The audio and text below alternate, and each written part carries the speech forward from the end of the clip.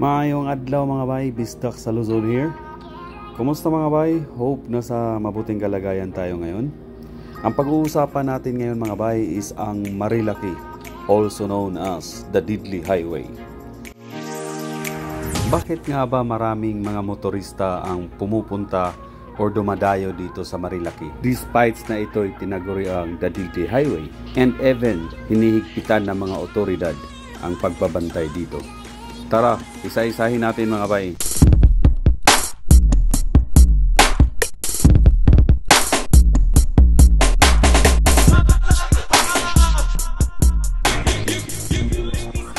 Marikina Infanta Road ay mahigit 100 kilometers, traversing city of Marikina and the three provinces of Rizal, Laguna, Quezon.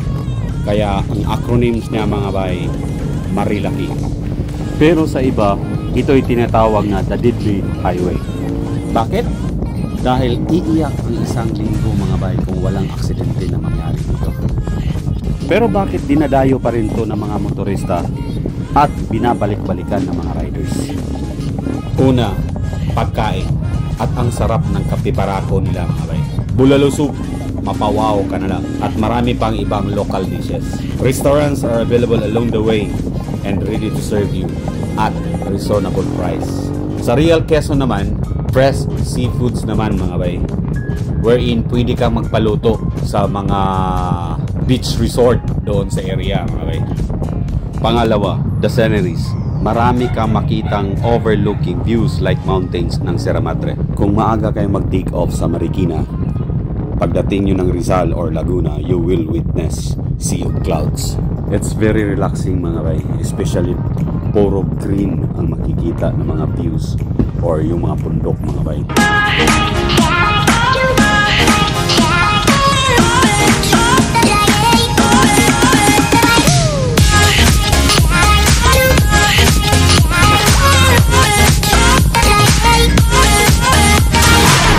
Pangatlo, ang ambience sa lugar mga bay.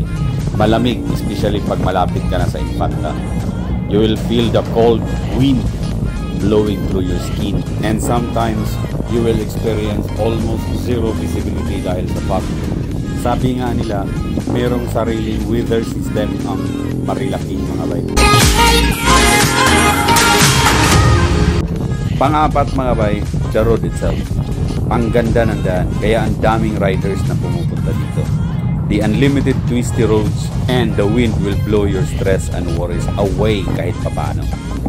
Very nice job DPWH in maintaining the Marikina Infanta Road. Dahil dito, the riders tend to push their limit and even go beyond the limits of their machines and skills. Kaya ang daming nadidisgrasya dito mga bay, either minor or fatal accident. Some of the riders hindi makakontrol sa ego nila, kaya nagiging kamote riders.